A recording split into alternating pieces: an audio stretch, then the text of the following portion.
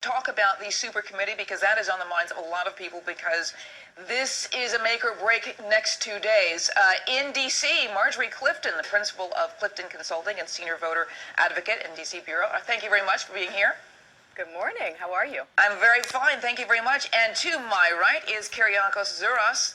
Just in case anybody, might question, it is Greek. Yes. The former advisor to George W. Bush and the business expert. Welcome. It's a pleasure to be here. I'm going to start with Marjorie because she's in D.C. and I want to get her take first. On this super committee, by all accounts, are saying that they're going to admit defeat. So that is going to be the next couple of days. Not figuring out how they can cut the $1.2 trillion, but actually how to spin why they're not getting the job done. Marjorie, what do you think? Yeah, the spin's already begun. The speculation started last night, and this morning it's coming to a head. But right now what you're having is both parties pointing the finger. Everyone's saying, look, we tried to cut them to the table, but the other party wouldn't comply. But, what this is indicative of is an ideological difference between the parties that's happening and is going to come to the forefront in the election. And really, looking at this is a loss on both sides. And what's sad is that they could not put partisan politics aside and be willing to come to the table to make an agreement. The sequestration, again, will come into effect, and that'll have longer-term implications. But for right now, it's all about the spend and how does each party position themselves to not look bad and not have this plague their election or the primaries. Kyriakos? I have to agree with that, and it's kind of sad that, we're at that point. But the problem really starts with our president because he's not leading. He's not taking charge. We appointed a Congress to do a job. This is what they're supposed to do, but instead we pass it off to a sub-Congress, and that's just not right. The president should have been able to lead and get these groups together and make them come to decision. That's not happening, so here we are now. The problem has not been solved, and it's going to be punted away. It's going to become the 2012 problem, and that's not good. Marjorie, Kyriakos raises a good point because here we've got a deadline looming with a super committee, and President Obama is not in Washington, D.C. He's in Asia. He's not even in the country. Well, you have to look at it. The super committee was created because Congress was at a standstill, and it was Congress's way of trying to solve the problem. And yes, I think we've got a president who's in place right now that is trying to work across the aisle, but I think whether you had a Republican or a Democrat trying to work across the aisle, we've got a Congress that is very unique. We have not had a Congress that has had a partisanship and has been in a stalemate in this way. Watergate, there's been other points in history. But, quite frankly, if you look at it in terms of how we elect the leaders, we elect those at our state level first and foremost to represent.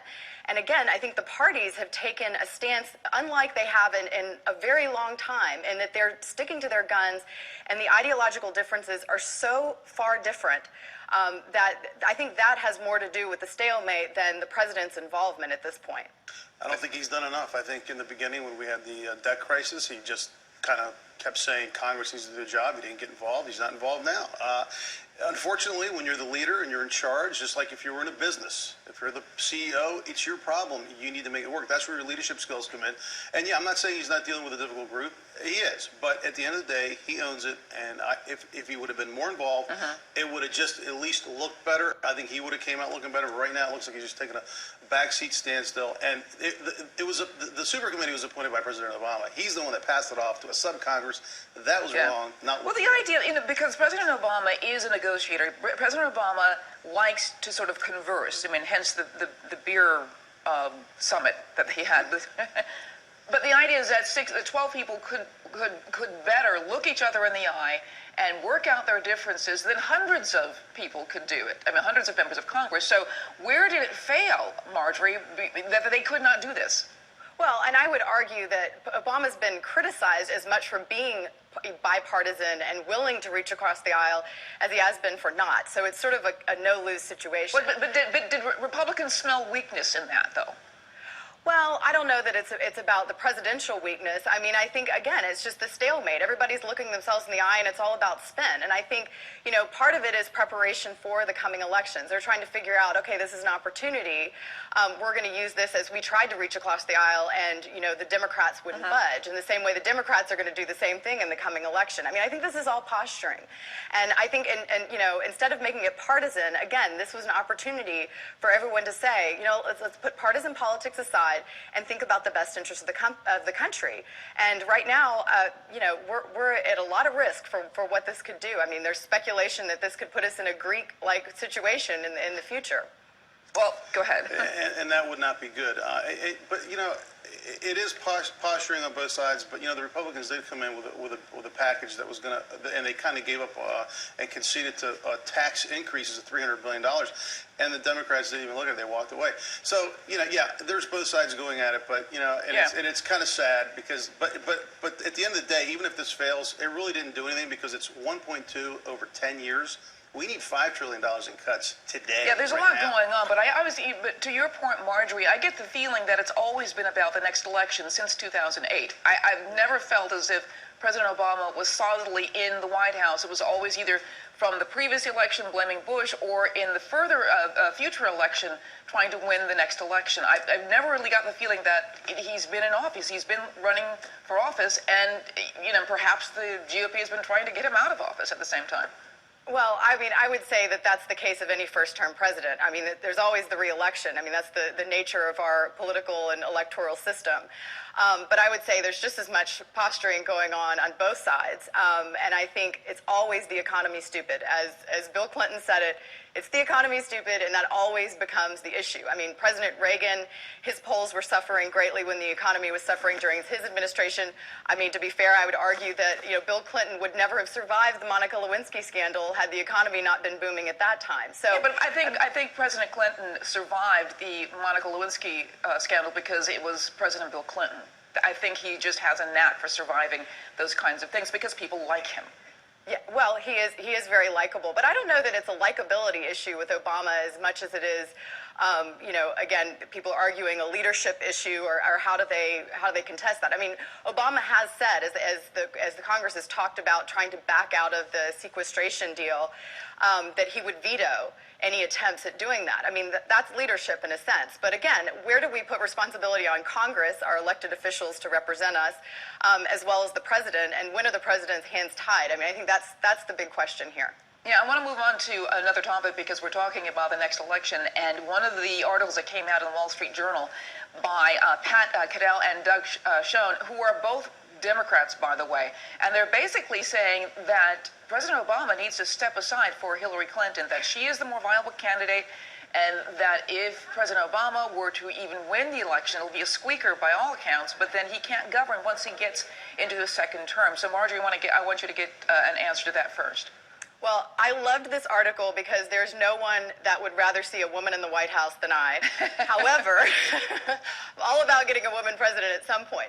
But that said, I think that's a little bit of a preposterous notion because, quite frankly, Hillary Clinton's politics on the domestic front are exactly the same as President Obama's. And again, it's not an approval issue with President Obama. We're at a standstill. And she has been brilliant at foreign policy. But that is a far less divisive, in a sense, field than domestic policy has been. Again, back to the economy. And so, again, I think that, and we have to remember back as well, Hillary Clinton was a very divisive character when you look back to the primaries back in 2008. But and as divisive among Democrats, you're saying, or divisive? Absolutely. Okay. Exactly. Among Democrats, as First Lady and during the primary. And so I don't think replacing Obama with another Democrat is necessarily the solution because, I think that Hillary Clinton's policies mirror that of President Obama's. It's not a likability issue with President Obama.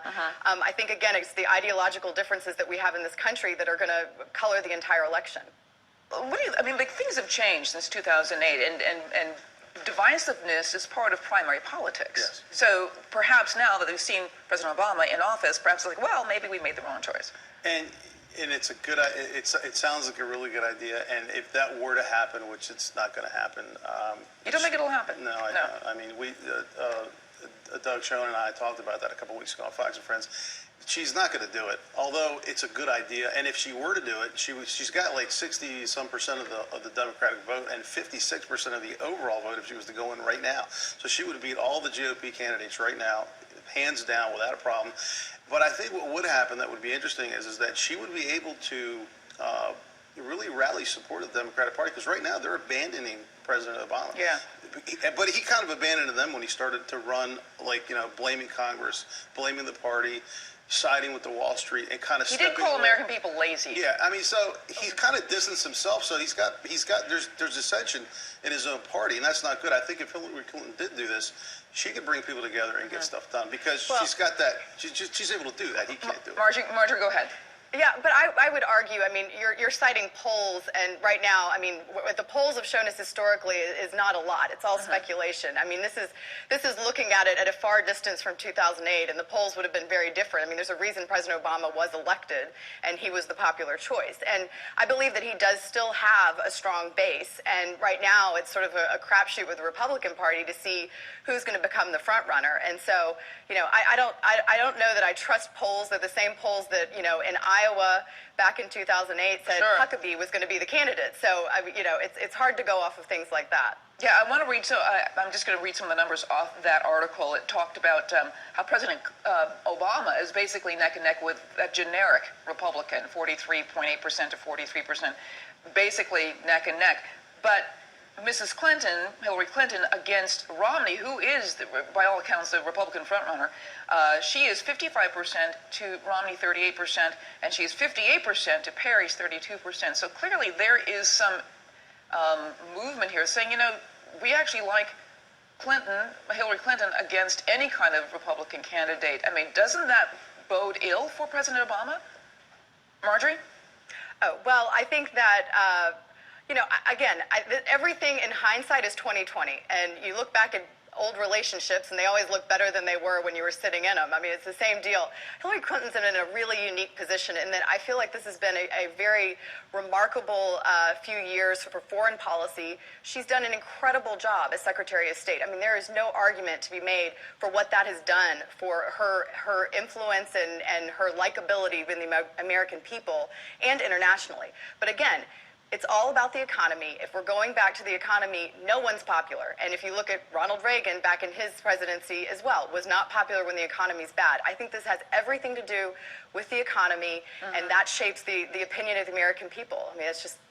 As a Republican, do you fear someone like Hillary Clinton getting into the presidential race? Seeing these numbers, those are pretty impressive. I think that if she was to come in right now, she would win. I really do. And I think that she might even be able to sway some of the Republicans that just aren't really crazy about who's on the field right now, and to go her way. You do kind of know what you're going to get with Hillary Clinton. Correct. She's got a history. She's got a history with her, with President Clinton. She's got a lot of good about her. I'm not saying that I agree with everything about her, but I think she would be better than President Obama, and I think she would draw a lot more people. And I think for the Democratic Party, it would be a great move. Because right now, I mean, look, with President Obama's poll numbers on the economy, his approval rating is like in the toilet. If this continues, which it doesn't look like it's going to get any better with all the European crisis and everything like that, jobs, unemployment, it doesn't look good for him. And historically, no president's ever been elected with those kind of numbers and that kind of economy and that kind of unemployment rate going into another election. So would it be a great play for the Democratic Party? Yes, it would save the Democratic Party. I have to ask Marjorie, and actually both of you, Caracas as well, I don't remember this much dissension coming from the Republicans when President Bush was approaching that second term, and maybe you can refresh my memory. Maybe there was this obligatory sort of dissension from the ranks, saying, "I don't really like what he's doing yet." Marjorie, what do you remember? What do you recall? Well, I would actually yield to the gentleman sitting next to you because I wasn't as part of the administration. Okay. But, I mean, again, as you said earlier, every election is about party politics. It's all about polarizing, and it's all about highlighting the issues. And, what I do remember is that we were not dealing with the same economy. So, again, I would point back to fairly look at the situation, you have to look at where the economy was historically and with any president. And what you do see is always the same issue in terms of disapproval ratings of the president when the economy's bad.